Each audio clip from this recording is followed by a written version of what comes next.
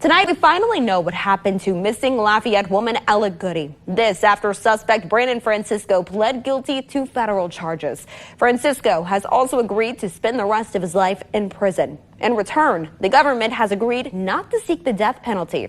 I combed through the federal documents recounting Ella's last movements and moments alive with Francisco. You know what's terrifying? The moment you realize that doing someone a favor could cost you everything. March 9th, 2022. A single mother picks up what she thinks is just another rideshare passenger. She never comes home. Her name was Ella Goodie, and what happened to her will make you think twice about who you trust. But before we dive into this case, if you're new to Crime Files, do me a favor. Hit that like button, smash subscribe, and don't forget to click that bell icon so you never miss when we drop a new case. Trust me, you'll want to stay updated on stories like this. Now, let me tell you about Ella. She wasn't just another statistic. She was 33 years old, living in Scott, Louisiana, and she had 2 teenage kids who meant the world to her. Picture this. From a young age, Ella had been taking care of her handicapped mother. She knew what responsibility looked like. She knew what sacrifice meant. Her family described her as the joy of the party, the person who would literally give you the shirt off her back. If you needed help, Ella was there. No questions asked. But here's the thing about being too kind in this world. Sometimes the wrong people take advantage of that kindness. Ella was working as a rideshare driver, trying to make ends meet like so many of us do. She had been driving for Lyft, but get this, she'd been suspended from the app. So what did she do? She started taking rides off the app directly from people who needed transportation. More money, right? Cut out the middleman. It made sense financially, but it also meant no safety net, no company tracking her rides, no record of who she was picking up. Her best friend Felicia had actually suggested she try Lyft in the first place, just as a way to bring in some extra income. Ella was just trying to provide for her kids, trying to keep food on the table, trying to be the mom she knew her children deserved. There's something so painfully relatable about that, isn't there? Working hard, bending the rules a little bit to make more money, trusting that things will work out. March 8th, 2022. Ella has her last conversation with Felicia. Everything seems normal. Just 2 friends talking, probably about everyday stuff, life, kids, work. Neither of them knew that would be their final conversation. The next day, March 9th, Ella drops off her 2 teenagers. She tells them she's doing a trip to Texas, and she'll be back the next day. Can you imagine? Your mom kisses you goodbye, tells you she'll see you tomorrow, and that's the last time you ever see her. Those kids had no idea they were living through the last normal moment of their lives. So Ella picks up this passenger. His name is Brandon Francisco. She's planning to drive him all the way to Houston, Texas. That's a solid few hours on the road. But hey, that's good money for a single mom. She's probably thinking about what she'll do with the cash. Maybe something nice for her kids. Maybe catch up on some bills. Just regular mom thoughts, you know? Now here's where things get interesting. Traffic cameras catch her black Audi Q5 heading west on I-10 toward Texas. She's on her way. But then, 12 hours later, those same cameras pick up her car heading back into Louisiana. 12 hours. That's barely enough time to get to Houston and back. Definitely not enough time if she's waiting for a passenger to handle whatever business he had there. But here's what nobody knew yet. Ella wasn't driving that car anymore. March 11th rolls around. Ella's brother reports her missing. She hasn't come home. She's not answering her phone. For a woman who's always been responsible, always been there for her kids, this isn't like her at all. Her family knows something is desperately wrong. The police start investigating, and within days, they realize this isn't just a missing person case. This is something darker. By March 16th, Louisiana State Police are asking the public for help. They release her information, her car details, everything. 2 days later, the FBI gets involved. When the FBI steps in, you know it's serious. Let me tell you about Brandon Francisco, because understanding who this man was makes this whole thing even more chilling. This wasn't some random guy having a bad day. This was a predator with a 20-year history of violence.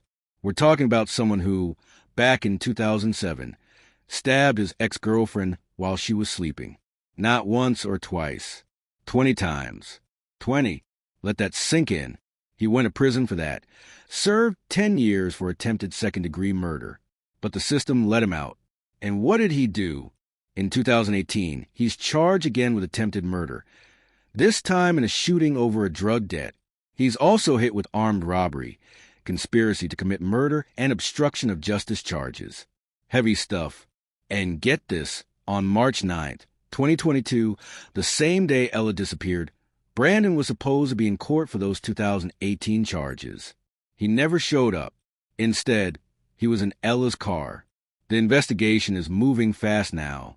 March 19th, Ella's family can't just sit around waiting. They organize their own searches near Iowa, Louisiana, where her cell phone last pinged. Can you imagine the desperation? Looking through fields and back roads, hoping against hope that maybe she's out there somewhere, maybe she's hurt but alive. March 25th, 2022, U.S. Marshals track Brandon Francisco down in St. Joseph, Missouri. He's arrested on an unrelated warrant, and apparently he doesn't go quietly. He resists arrest because of course he does. This man knew exactly what he was running from. But here's the gut punch. When authorities find Ella's black Audi Q5 nearby, what do they discover? The entire passenger side floorboard is covered in a large amount of blood. Not a little bit, a large amount. And there are 2 bullet holes in the vehicle. 2 bullet holes. Ella's blood everywhere. And no Ella. April 19th, 2022. Multiple agencies come together for a massive search. We're talking Louisiana State Police, FBI, Wildlife and Fisheries, search and rescue teams. They're searching a 50-mile radius around Iowa, Louisiana where her phone last pinged. They're using air support, GPS tracking, everything they've got, and they find nothing. No body. No new evidence. Nothing. By May 3rd, 2022, this officially transitions from a missing person investigation to a homicide case. Everyone knows Ella isn't coming home alive. But where is she? Here's what makes this even more frustrating. The case gets handed over to Calcasieu Parish District Attorney's Office because that's where the GPS shows her last movements. The case file is described as voluminous. That means massive, tons of evidence, tons of information, but still no body. Meanwhile, Brandon is dealing with his 2018 case. His trial gets delayed over and over. In August 2022, there's actually a mistrial because of disputes about whether his 2007 stabbing conviction can be mentioned. The Louisiana Supreme Court has to get involved. Finally, in October 2022, Brandon pleads guilty to attempted second-degree murder for that 2018 shooting. He gets 30 years without parole. But nobody's forgotten about Ella. The family is doing everything they can. Candlelight vigils, community searches, digital billboards along I-10 with Ella's face and information. Dateline NBC even features her case in their Missing in America series. Her cousin Danasha, her brother Autray, her cousin Renetra, they're all fighting to keep her story alive, to keep people looking, to keep pressure on authorities. And through all of this, Ella's 2 teenagers are growing up without their mother. Think about that. They're going through high school, maybe graduating, maybe getting their first jobs, maybe falling in love, and their mom isn't there to see any of it because she picked up the wrong passenger. November 21st, 2024. Finally, a federal grand jury in Lafayette returns an indictment. Brandon Francisco is charged with carjacking resulting in death, using a firearm during a crime of violence, possession of firearm by a convicted felon, and flight to avoid prosecution. The walls are closing in. November 13th, 2025. Brandon Francisco stands in federal court and pleads guilty to carjacking resulting in death. And here's what he admits to.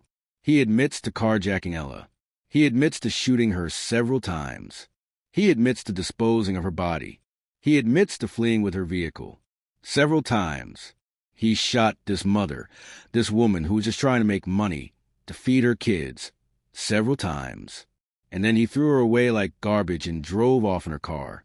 The mandatory sentence for this crime is life in prison. There's no wiggle room, no parole, no early release. Life means life. January 27th, 2026. Just last week, he's officially sentenced. Life in federal prison. You'd think this is where the family finally gets some peace, right? But here's what happens in that courtroom that makes my blood boil.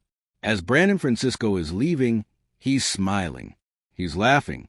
This man just got sentenced to life for murdering a mother or two, and he's amused.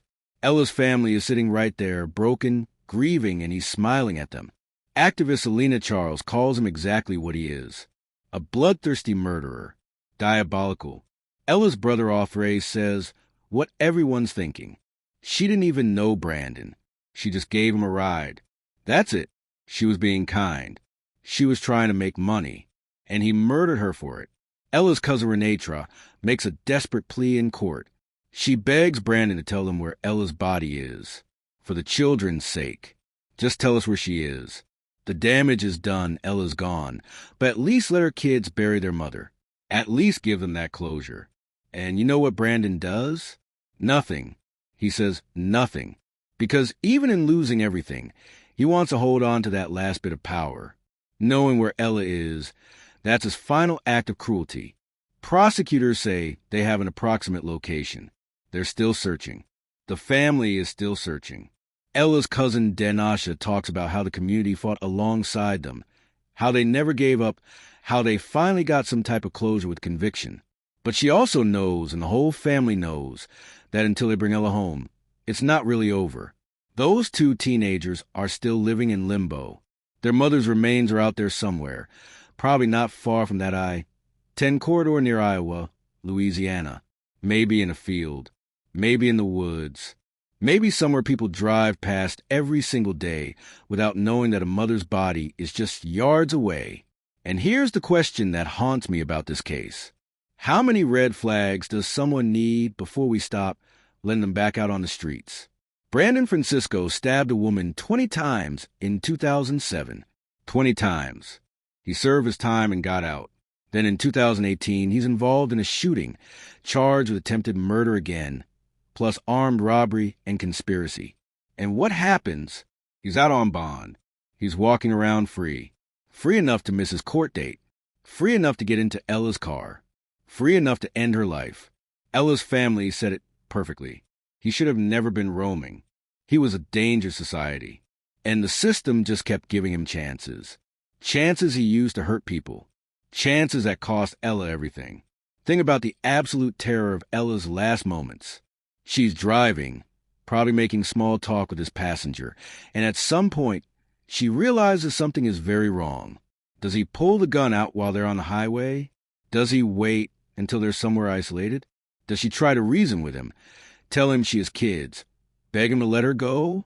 We'll never know because Brandon isn't talking and Ella can't. What we do know is that he shot her multiple times. The passenger side of her car was covered in her blood. He killed her, disposed of her body somewhere in Louisiana, then drove her car all the way to Missouri, thinking he could just disappear and start over. Like her life meant nothing. Like her kids didn't matter. Like he could just move on. But here's what Brandon Francisco didn't count on. He didn't count on Ella's family refusing to give up. He didn't count on a community that rallied around her story. He didn't count on law enforcement agencies from multiple states coordinating to bring him to justice. And he definitely didn't count on the fact that even from behind bars, even without her body, Ella's case will result in him spending the rest of his life in prison. So where does this leave us? Brandon Francisco will die in federal prison. That's guaranteed.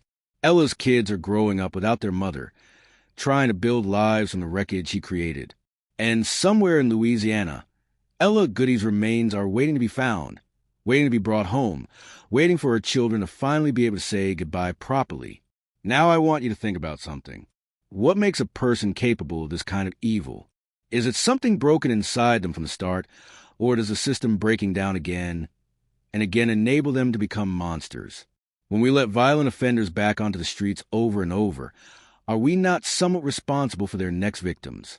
And here's the heaviest question. How many Ellas are out there right now, picking up passengers, trying to make money, trusting people they shouldn't, completely unaware that they're in danger? If this case bothers you the way it bothers me, I need you to do something. Share this video. Share Ella's story. Keep her name alive. Hit that like button and subscribe to Crime Files because we're not going to let victims like Ella be forgotten. Click that bell icon so you're here every time we expose cases like this. And if you have any information about where Ella's remains might be, contact the FBI.